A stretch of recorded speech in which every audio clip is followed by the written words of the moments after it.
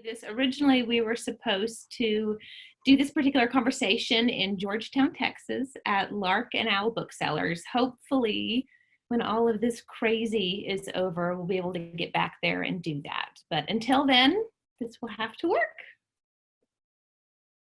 I hope, well, you know, this is better than nothing. I mean, it's strange to think how fast, and I'm sure it's the same for you, because, you know, it's just been this insane tumble, I guess, for everybody in the last month of all these things that were planned, and then should we cancel? And yes, we're canceling, and what are we doing instead of that? And, you know, so it's sort of surreal. Do you wake up in the morning sometimes and expect it to be completely different? Yeah. Did you ever see that movie Groundhog's Day with Bill Murray, and he has to live the same day over and over? It's like that, only worse, because the plot twist is if you actually leave, you could get really sick. So it's like this really strange version of Groundhog's Day that we are all trapped in. But my husband and I were just talking before I got on.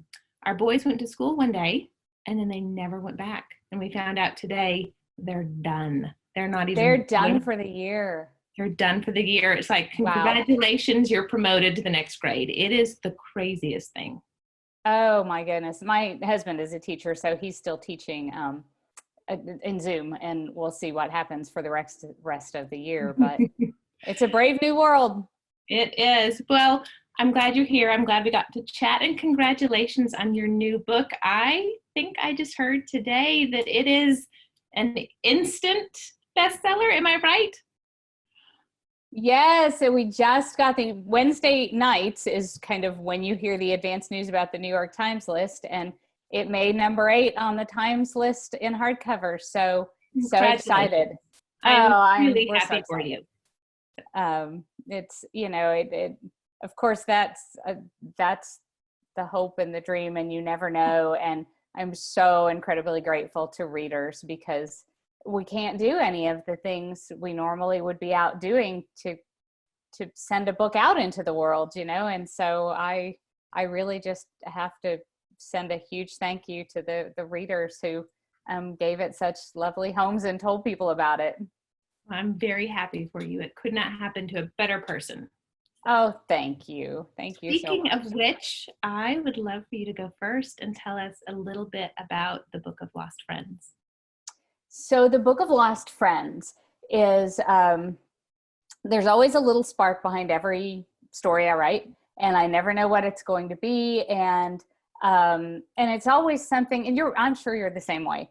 It's just something that you just hear it and it sort of blows your mind wide open.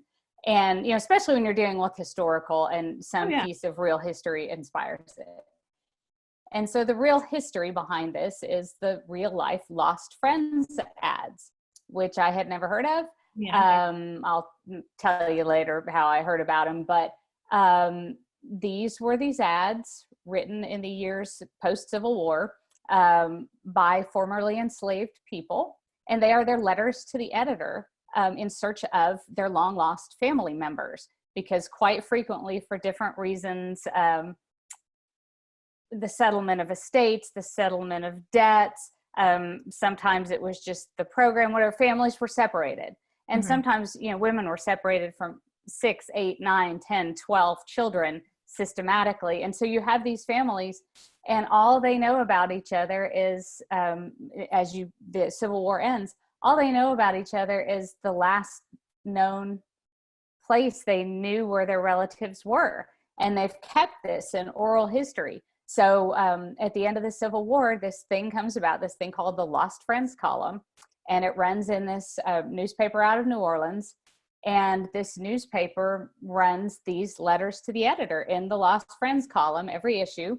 And it goes out to hundreds of post offices, hundreds of churches, thousands of subscribers across the South and Southwest, carrying the pleas of these people saying, this is where I saw my family members. And if anybody out there reads this and has any information of these people, please contact me. So that's the inspiration for the Book of Lost Friends, which is dual time frame about a young girl coming of age in 1875, so 10 years after the Civil War, still on the plantation where she was formerly enslaved, but having been separated years before from her family. And so it's about this epic quest she ends up going on to try to find her family through the lost friends. And a teacher in 1987 who ends up in this small town trying to work off her teaching, her student loans, teaching at a low-income school, and who rediscovers that story and how it's connected to her students. So that's the basic mix behind this story. That's amazing. It's amazing. I had never heard of The Lost Friends until your novel, and I don't know, I'm still blown away by it. So I've got my couple more questions here.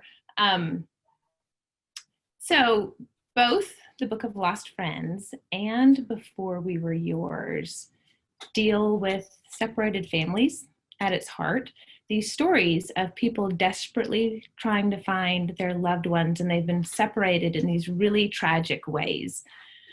I think both stories came to you sort of as a surprise, but what do you think draws you in particular to that particular theme of losing your loved ones, trying to find them, and desperately working your way back to them?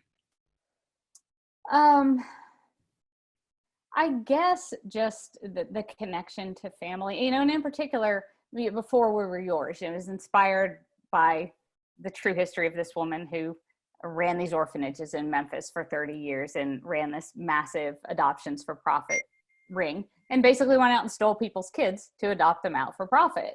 And got away with it for decades. And, as a mother, I love all my other jobs in life, but my favorite job was still being mom to these two little man children. And so it was very easy to imagine myself in that story. What if I turned around one day and my children were gone and I couldn't find them and I couldn't help them, and I never knew maybe the rest of my life what became of them? And this is kind of, it's the same, that the themes of family are the same, which is why the reader who brought me the true story of the Lost Friends ads brought it to me. These people have been separated from their families. They know they probably have families out there. They have no idea how to find them or if they ever will. But the first thing they want to know once they're free to do so is, are my people out there? How can I find my people? Are they okay? Are they faring well? What has become of them? And, I think anyone, as a parent, as a family member, you can connect to the idea of what if I knew my family members were out there, but I had no idea, or, knew they were probably out there, but I had no idea how to find them. Mm-hmm. It's amazing. I cannot imagine losing a child, losing a parent, losing a friend, and having to wonder for years or the rest of my life what became of them. It's fascinating to me.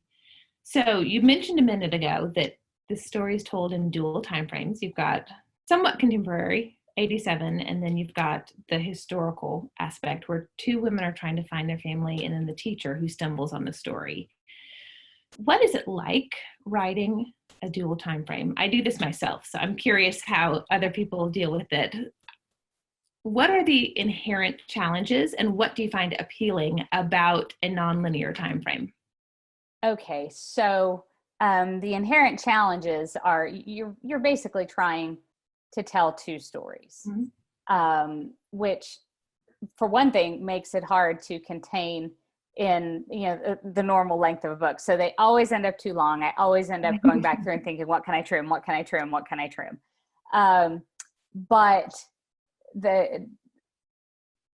and people ask me all the time, do I write one and then write the other and then thread them together? Or do I am very linear. I'm not a pre-plotter per se. I mean, I have a rough idea of where the bones of the three acts of the story are going, but I discover a lot of the story as I go. And so I wrote these stories literally as people read them. I will be in one place. I write about every 2 or 3 days, I write a chapter. And so for 2 or 3 days, I'm in one time frame. For 2 or 3 days, I'm in the other. I just go back and forth. And that's the way I may have a scene in my head ahead of time, kind of, but it may change too. A lot of it is just a function of what's going on in life. A lot of times I'll be stuck somewhere and I'll see or hear something in life and I'll think, oh, that could solve that problem. They need to find a dog or whatever, and so it's a mystery to me in some ways how these stories come together. What I love about dual time frame is I love seeing the effect history can have on a modern person, what we can learn from it, what it can teach us. I grew up sitting at the knees of the old folks, listening to them tell stories. And I learned so much from those stories. And the further I went in life, the more I realized I'm often cashing in on those stories that I haven't thought of in years, but something will happen in life. And I realize that advice from that story, or that advice from the experience of a grandparent or an aunt or an uncle, is exactly what I need to understand or meditate on in that part of my life. And so I love showing that in fiction. I love showing I think we all have this fantasy of discovering some family secret that not everybody knew about. And so I love that aspect of it, that almost archaeology of people aspect of it. So I could ask you the same thing. How do you go about threading these together? Because it's so interesting the way I got to read your book early. Oh, and thank you for that. Loved it and was fascinated by it. How did you go about the structure? Is interesting. How did you go about deciding on that structure? Okay, so I guess I'll explain a little bit what it's about. This is the new one, Code Name Hélène, and it is based on the real story of a woman named Nancy Wake. As you know, she was a woman who worked with the French resistance during World War II. She was a journalist first, became part of the French resistance when the Germans invaded France. And then she began smuggling people, documents across the country. When she eventually had to escape for her own safety, she went to England, joined the Special Operations Executive, was flown back into France behind enemy lines, where she ended up leading over 7,000 men into battle against the Germans. So that's sort of the rough idea of what the book is about. But it's 2 timelines. It's actually only from one point of view. It's all Nancy's point of view, with the exception of a few interstitials from her husband's perspective. But 95% of the book is from Nancy's point of view in first person. But half of it is told from the perspective of Nancy, the warrior in World War II, and the other half is Nancy, the woman who becomes the warrior. And they alternate back and forth chapter by chapter.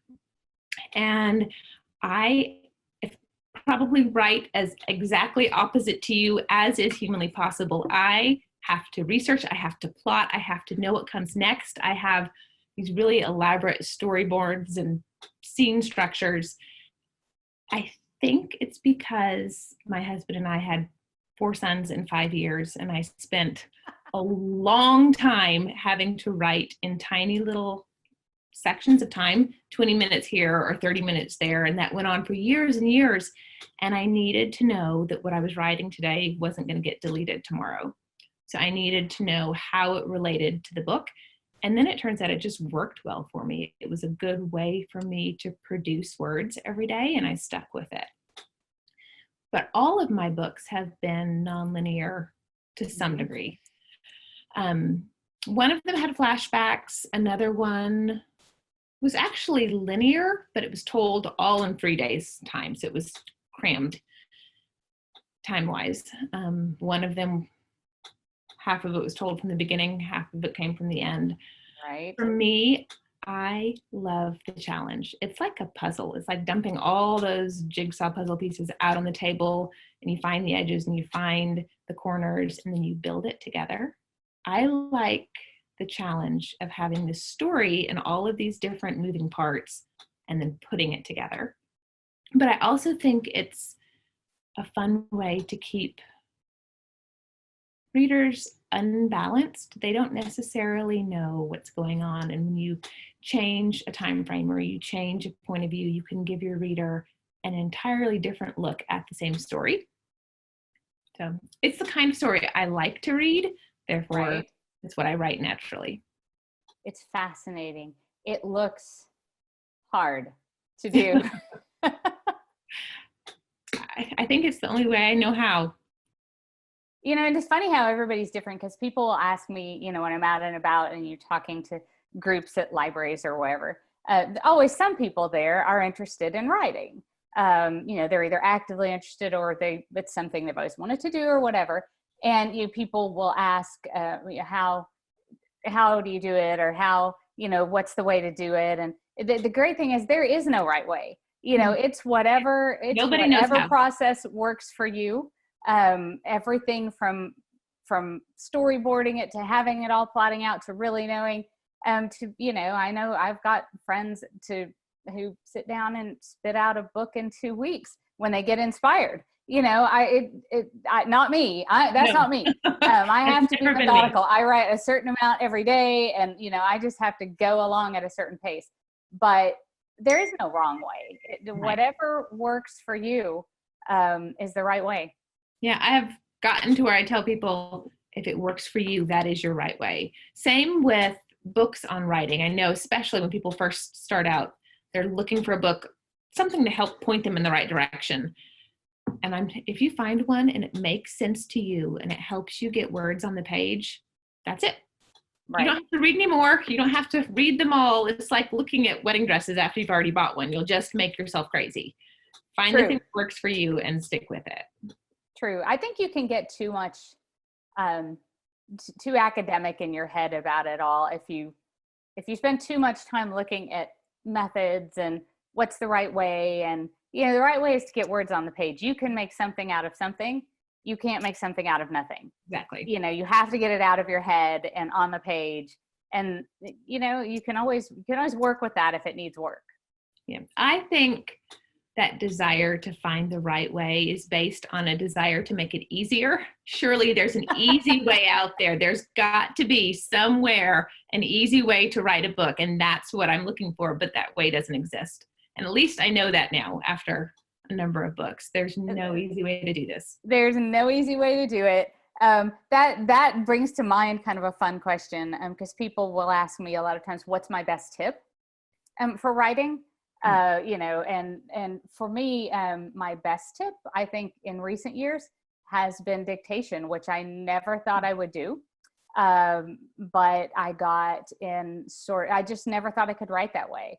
And I guess never say never, you know, because I got kind of in a bind to get a few chapter proposal out several years ago. And I didn't have a lot of time, and I thought, well, I'll try it, you know, and I tried dictating, and actually I love it. It's nothing fancy. I open an email on my iPhone. I write by dictation just on my iPhone. I don't even use the fancy software.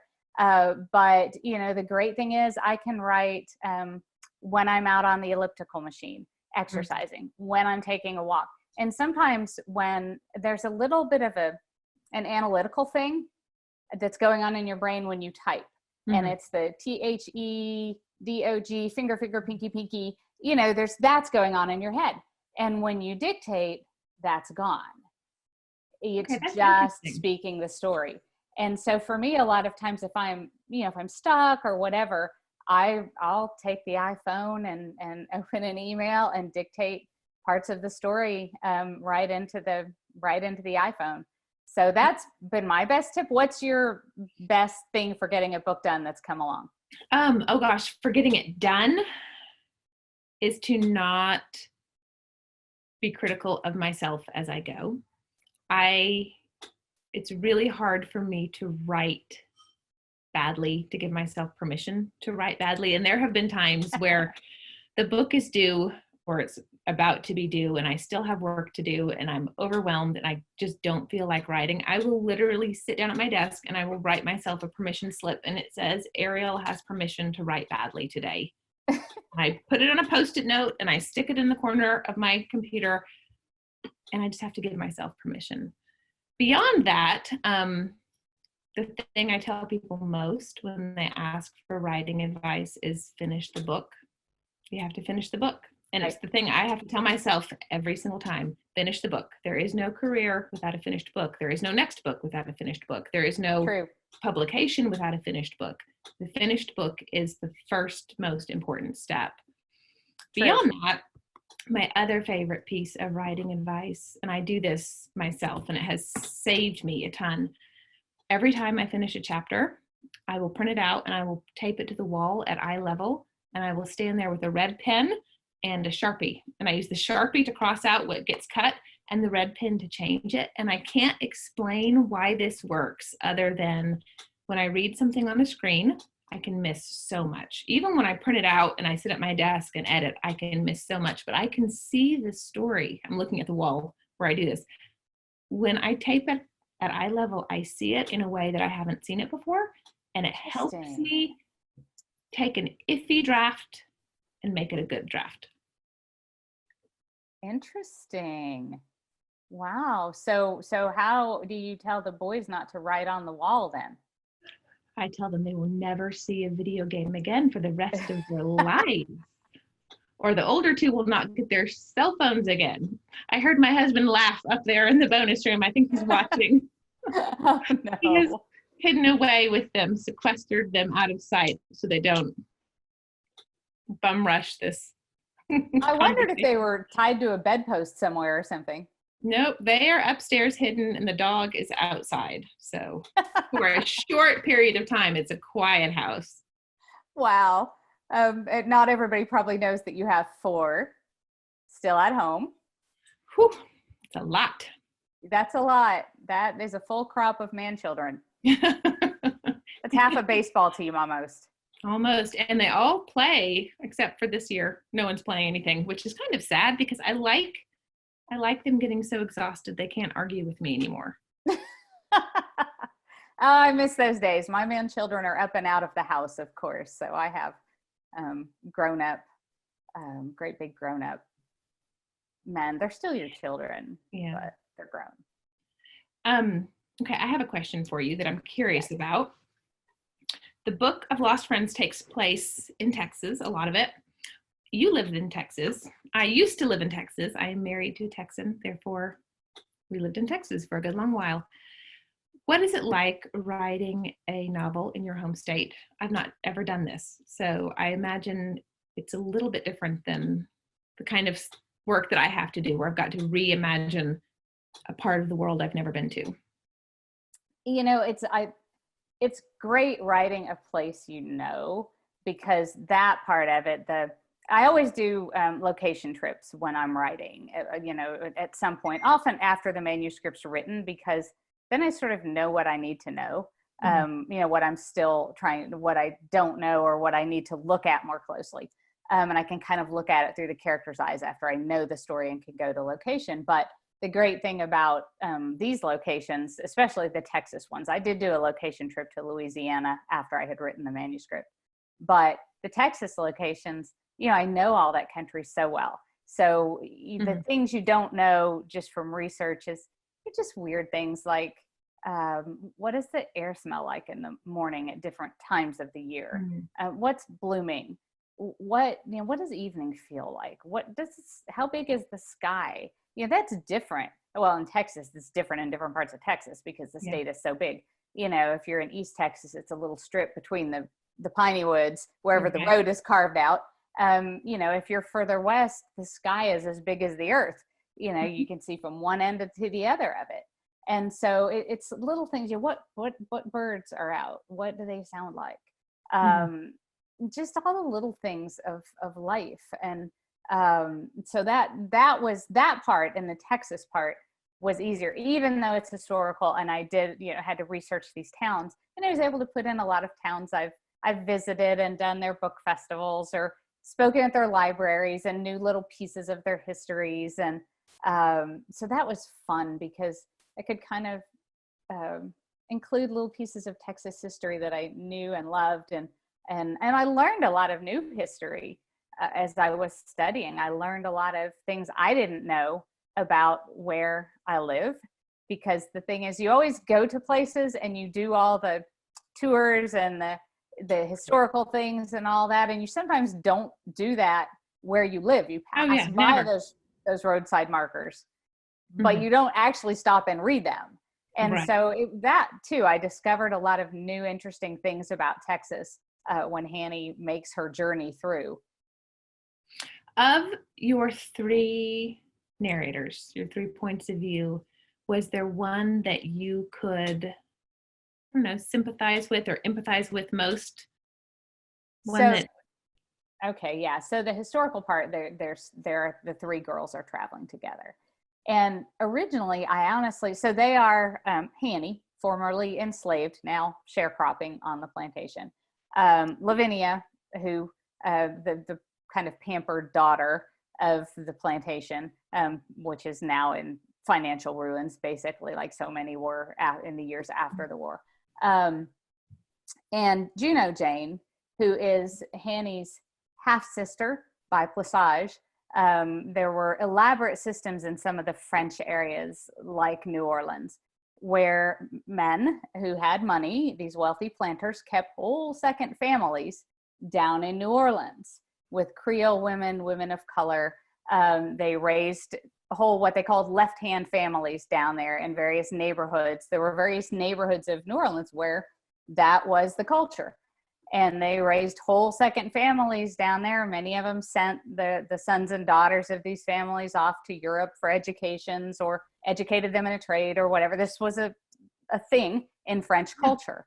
And so Juno Jane is the illegitimate Creole daughter of, so two of them are half sisters, and then Hanny, and who's related also, but not as closely. And so I didn't really know who would tell the story when I started writing. I just knew these 3 girls were going to end up unwillingly on this journey together. They don't like each other. They all have reasons to resent each other, obviously. And the last thing they really want to do is keep company with each other in any way. But they end up thrown together on this journey, which is a journey of survival for all of them, because William Gossett, the owner of the plantation, has disappeared into Texas, might be dead. Hanny's sharecrop contract and the inheritances of the other girls hinge on what happens. So that's not a big spoiler, because that's all kind of how the story is set up. So anyway, I didn't know who would tell the story, but the further along I went into it, the more it became obvious that it was more Hanny's story than anybody's. While the other girls are looking for something important, Hanny is the one who's really incomplete at the first of the story, and is looking for the things that will put her back together. And that's news of her family. And so Hanny became the primary narrator, even though you're catching the stories of the other girls. And the modern day character, Benny, the teacher, I come from a family of educators. So writing a school, and we've always lived in small towns. I didn't grow up in a small town. I grew up in suburbs, and the thing about suburbs is everybody's kind of like you, about the same income level. Their parents have about the same kind of job as yours. They live in a house about like yours. They drive cars about like yours. That's suburban America. When we moved to small towns, I realized small towns are not like that. Small towns are this very homogenized mix, this microcosm of society. So you've got rich and poor, privileged, underprivileged. It takes all the kids to make a baseball team. So your kid is going to play on the baseball team with all the kids. Over the years, we had a lot of bonus kids who spent nights and weeks and things at our house because stuff was going on at home. We had a lot of kids coming to Sunday school classes and things because there was food there. You just become aware of a lot of things you didn't know about.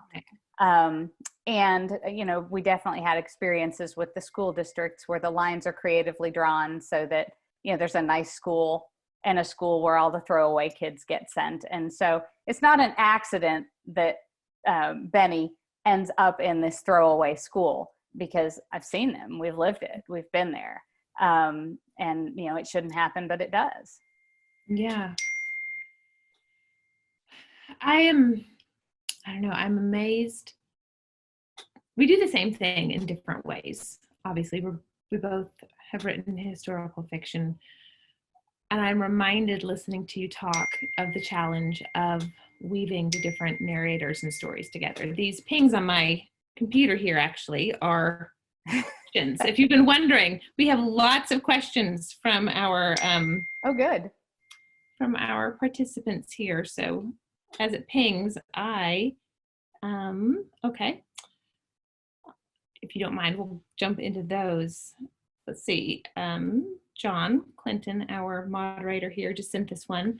He said, I would love to ask Ariel the following question if possible. Let's see. I absolutely loved and devoured your last book, I Was Anastasia. Thank you, Emily. I'm really looking forward to reading your new release. Can you tell us more about your creative process for working with time? I love the way you effectively use time and have alternating years to tell, use alternating years to tell a story. I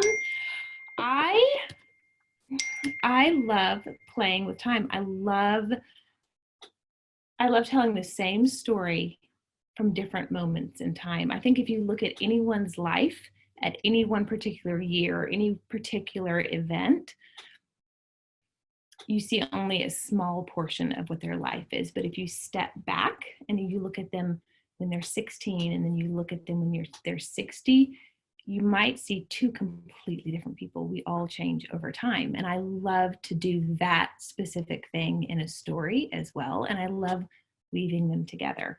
I like taking a big story like she mentioned, I Was Anastasia, that spans 50 years and telling the whole thing through a unique time structure. One woman's life told forward, another woman's life told in reverse until they collide at this moment. With Codename Helene, it's just one woman, and there are really only 8-ish years between time frames. But I was fascinated by the idea of a woman who could go to war and lead men into battle, and I wanted to explore the life of that woman to see what she was really like. But then I had to ask myself, how do you become that woman? Because I don't think anybody wakes up one day and goes, you know, I think I'm going to get in an airplane and get parachuted into France and go live in the forest with 7,000 male soldiers and boss them around for 2 years. I've never met a woman who woke up and did that. But Nancy became that woman, and I was really fascinated with the idea of the process, really, of how she became the kind of woman that would do that. And the best way to tell that story was to show her in the moment and then show her how she became that woman, the process of her life that got her to that point. So I hope that answers your question, Emily. You know, so what that reminds me of, there's this theory, what your books remind me of, there's this theory in physics that time is basically just like the layers on a multi-layer sandwich. Mm-hmm. So if you stacked up the bread and the stuff and the bread and the bread and the bread, and everything that's happening in different points of time is all happening at once, but on different pieces mm-hmm. of bread. Mm-hmm. And so if you could dig a tunnel, you know, bore a hole down through the pieces of bread, you'd be hitting all these pieces, all these different times down. And that's what your books remind me of. Oh, that's a good way of looking at it. I have always thought of them. I was actually telling somebody this a couple weeks ago in one of these Zoom conversations. The first thing I do is I think of a shape. When I settle on a new idea, I have to find the shape to the story. In my first novel, The Wife, the Maid, and the Mistress, it was a braid. It was these 3 women and their stories all braided together. And then my second, Flight of Dreams, it takes place on the Hindenburg during its last flight. It was this locked box. Compressed time locked box scenario. They're floating over the ocean for 3.5 days. They can't go anywhere. They can't do anything. They can't go for a walk or climb a tree or pick a flower. And then with I Was Anastasia, it was sort of this double helix. These 2 women, or is it one? You find out. And how their lives are mirrored, but in this double strand. And then with Codename Helene, it was circles, lots of connected circles. And that's what happens throughout the novel. You'll see Nancy at one point in her life, and then the circle closes at another point, and you get to see her having come really full circle in that particular moment in her life. I think I've got a question for you here. Okay, from Jody. Hello, Jody. What other authors do you both like to read? Beatrice Williams and Kate Quinn are also so great with the dual storylines. I love women authors and how they tell stories. So who are your go-to authors? Oh, wow. I don't know that I have go-to authors. I'm always reading new authors. I'm always other than historical ones, not historical writers. I mean, writers back in history that I love.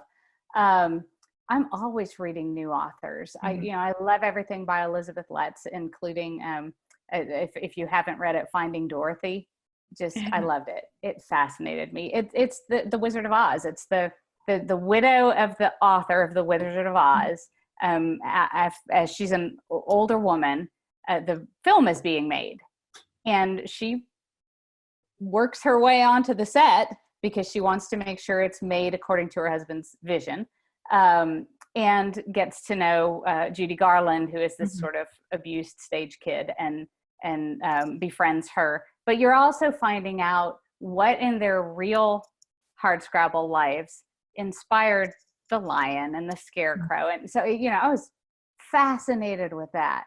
So I never know. It's more the concept of the book, I think, that fascinates me than that I have specific authors that I love. I just love a good story. Same. I'm thinking of another author that does the dual time frame really well, and that's Susan Meisner. You know Susan, right? She's a mutual friend, and many of her novels flip back and forth from a contemporary narrative to a historical narrative. Right. Beyond that, if you can see from my shelf here, I will read anything by Diana Gabaldon or Louise Penny or Diane Setterfield. I have loved both of her novels. They were amazing. But more than anything, I just want a good story. I want something that will take me away. And I don't know if you feel this way, but the longer I write, the harder it is to fool me, particularly with a mystery, because I'm reading often with my writer's brain. How do they do that? What's coming next? What's going on with this plot? That part of my brain never turns off. So when I find a novel that just completely quiets my writer brain, I love it. It's my favorite thing in the world. True. Those are my favorites. Okay. Erin wants to know, have you read The Woman Who Smashed Codes and The Room on Rue Amélie? Both seem like sister books to yours and remind me of yours. I think she was asking me. I have not read either. I have heard of The Room on Rue Amélie, but I've not read it. Have you read either of those? I have not. Okay.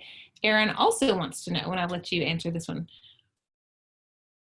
What brought you to writing historical fiction? Why is this your favorite genre, or at least the genre that you're writing in now? Because I know that you've written contemporary. Yeah, I've done both. But I don't know that I've ever done anything entirely contemporary, because what would typically happen to me in contemporaries is I would have a mix of age groups. So there'd be some elderly person in the story, some older person who was sharing their story, whose story we were going back and learning.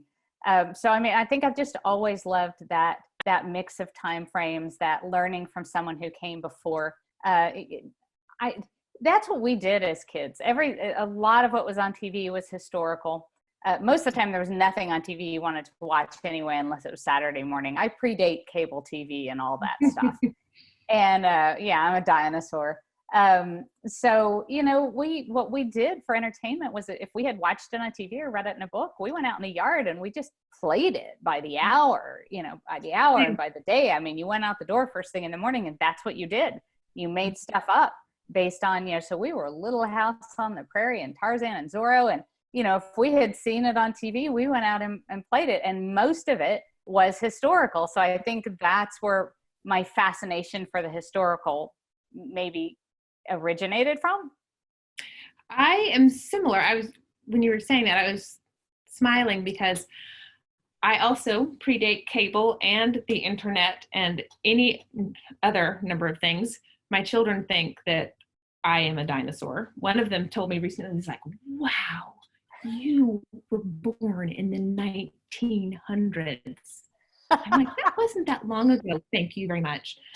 But for me in particular, my childhood consisted of a house out in the middle of nowhere in New Mexico. So no running water, no electricity, very, very, very kind of Laura Ingalls meets the hippie movement. And we did the same. We read, and then we played what we read. And in my house, it was some historical fiction, but lots of fantasy, lots of Tolkien, lots of C.S. Lewis. And I grew up trying to live out the stories that I'd read. So it makes perfect sense that I ended up doing this for a living. But for me, the specific draw to history is, or has been, I should say, the mysteries themselves. Each of my novels has revolved around a mystery, either unsolved or still being questioned. With my first one, it was what happened to Judge Joseph Crater? This man disappeared and no one ever found out. With my second, the question, the mystery that I was trying to solve was what brought down the Hindenburg? To this day, no one can say why. They know it exploded, they don't know why. With my third novel, it was, did Anastasia Romanov survive the Russian Revolution or not? And I loved the idea that people are still asking that question 100 years later. And this one with Codename Helene, it was a little bit different. Not many people know about Nancy Wake. I certainly didn't before this book. But the lingering question at the heart of the story is, will she be reunited with her husband at the end of the war or not? And I love finding that central question at the heart of the book and drilling down and following it all the way through the story. Ah, I love that. I loved the love story behind this book. Oh, thank you. That's my favorite part of it. Hold on, we got more questions here. I don't know that I've written that thorough of a love story in any of my other novels. And it is my favorite part of this novel because Nancy and her husband have this really sweet, tender relationship. And I finally realized when I was writing this novel that I wish there were more good marriages portrayed in print. I know why the bad marriages get all the airtime because it's easier, I think, to write the tension in a bad marriage. It's harder to write a good one. But I think there should be more good marriages. I love reading about them. Some of my favorite novels have really, really great marriages at their heart. And that was a fun, fun thing to do. Let's see. Oh, here's a good one for you, Lisa. How do you approach writing dialogue for non-fictional characters that either lived or you base a character on, who are real people when you don't know exactly what they said or thought, or you maybe aren't as free as you would be with fictional characters? That is tricky. With historicals, it's a little easier if you can find some historical record. So the first thing I do is always try to go back to, what can I find in the historical record? If it's a particular person, what can I find in the historical record of this person? Can I find anything written, about, can I find a newspaper interview? Can I find something where this person was quoted? If it's a more recent, thing, can I find this person on any kind of film or audio or radio interview or anything like that? And the great thing, this used to be a lot harder back in the dinosaur days before the internet. Now there's so much more of it. You can look at newspaper archives and all sorts of things just via the internet. And so that's my first go-to is, can I find any actual historical narrative by the person? And then beyond that, I think you look at the research and you do your best to try to internalize and recreate the person. And, fiction is always a combination of what's true and how you envision. So you get to know the person in the best way you can and envision what you think that person may have been like. Mm-hmm. Yeah, I agree. All of mine have been about real people or real events. And in two cases, my main character actually wrote a memoir herself. So I was able, with The Wife, the Maid, and the Mistress, Stella Crater published a memoir in the early 1960s, which ironically enough was published by my publisher. So there's fate for you.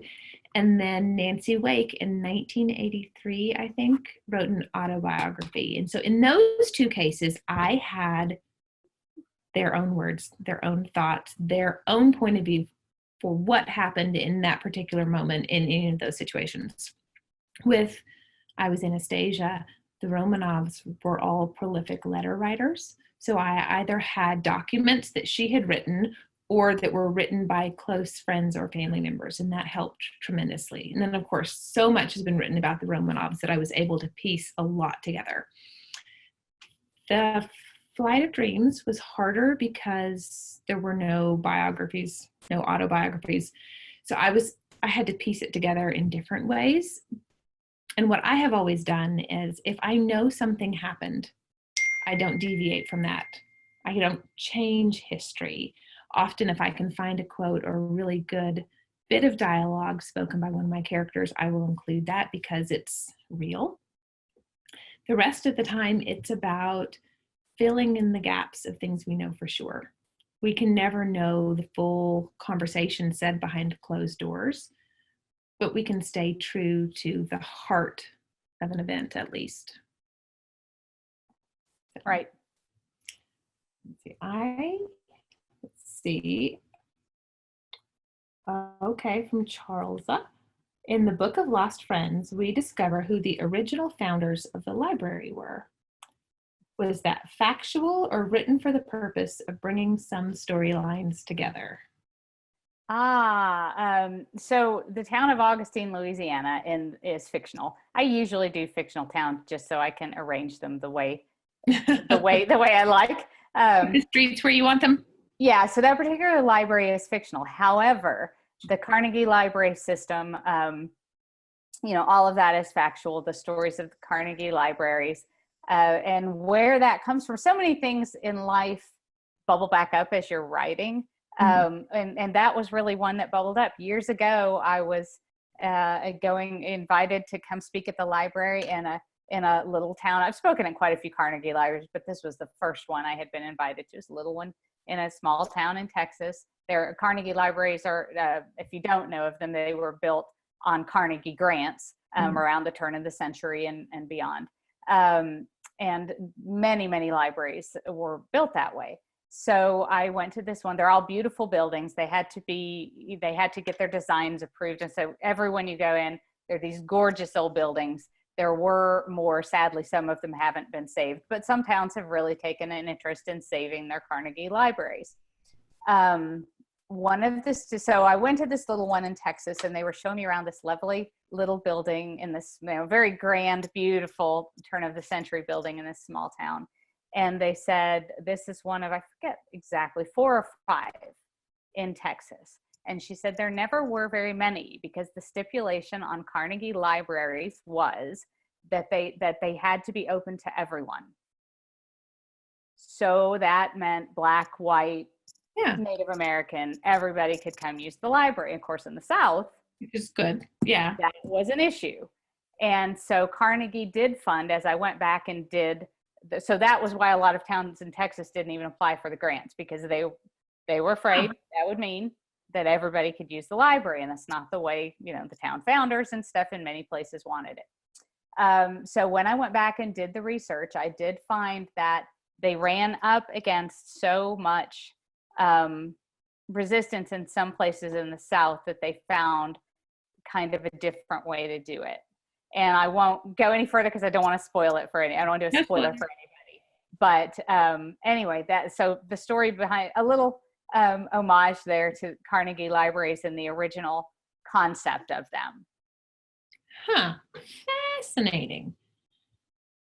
Okay, so Emily asks, where do you like to write? Do you have a traditional desk space, or do you ever work in a more isolated area like a hotel, outside, etc.?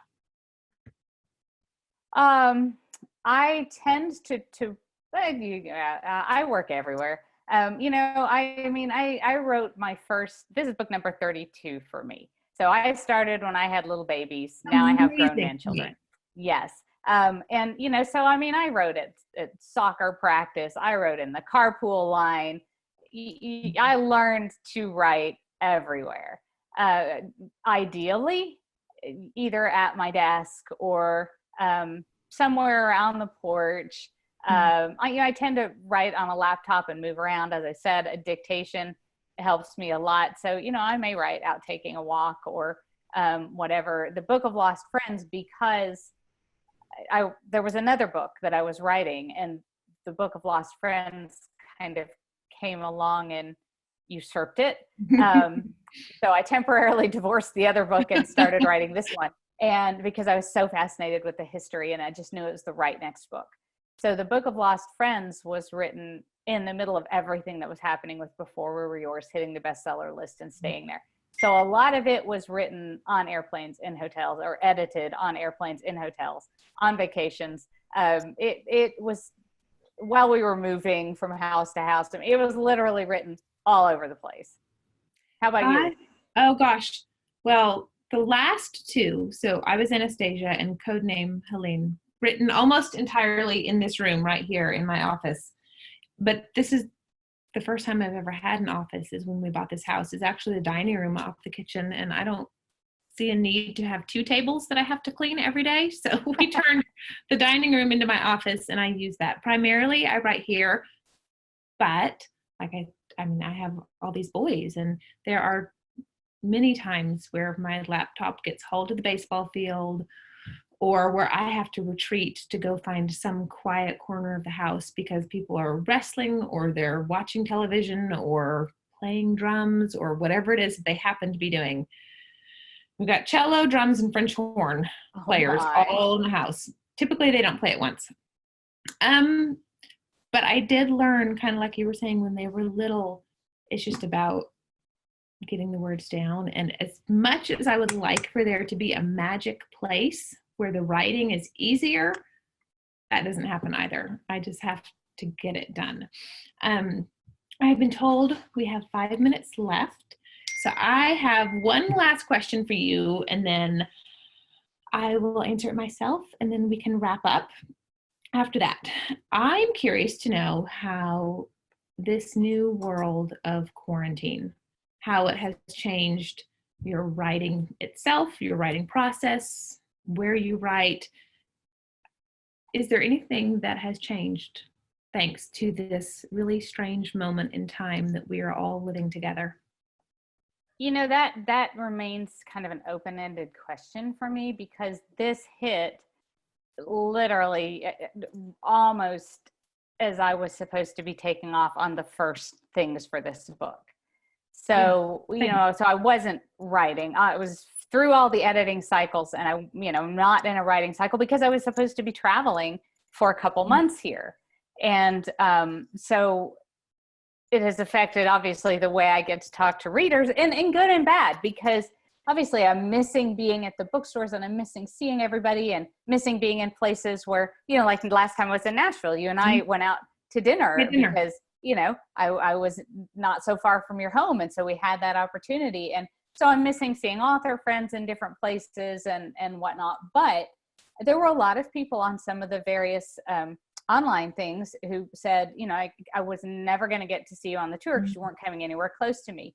And so it's been great in that way. There have been people able to attend the virtual events who were not close to a tour or couldn't come to a tour. So, it's wonderful in that way. How it will change the writing, I don't know. We moved into this house, we're in Dallas, Fort Worth area. And so we were on the other side of the metro, and because you've lived here, the metro's huge. So our boys have both ended up out west of the metro. So we've moved west of the metro. We just moved in here before Christmas. So, so I don't have my jam down and my writing jam down in this house yet. I'm still finding my spots. So I don't know how this will affect the writing. I'm just going to have to sink into a new book and figure it all out, I think. How about you? It's been a little bit weird. I'm also, well, was supposed to be touring. I've been touring virtually now. It kind of hit us both at the same time, right when we would have been in our busiest season. That said, I am starting the next book, or I have started the next book. And it is really odd to have home life happening all at once, and then work life happening all at once. And then on top of that, school life. My kids, it was 6 weeks ago. 6 weeks ago today, they went to school. And then I went to the grocery store. And while I was checking out at the grocery store, I got an email saying that the first case of COVID had been diagnosed here, and they shut schools down. I mean, that was it. One case done 6 weeks ago today. So we have school stuff. Or the older two are in high school. Theirs is a little bit different. The younger two are still very actively doing Zoom classes and stuff with their teachers. It's been different for the high schoolers. But for the first time in a very, very long time, I have everything happening all at once. And I'm still working. Thankfully, I'm in the research plot, figure out the story mode versus the taking nothing and turning it into something mode. But it's a fascinating case study of how life must go on and the work must go on regardless of circumstance. So I think it will be interesting to see a year from now, 2 years from now, the books that were written in the middle of all of this.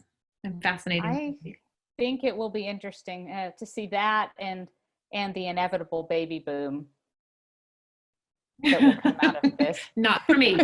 Not for me. No, are you sure? You could start a whole little batch of caboose babies at this point. My husband is saying very loudly from the bonus room. That would be him saying, absolutely not. We are not getting on the baby boom train. Okay. That train has left the station. Without us, we did our part. The earth must be peopled, and we participated, and we're done.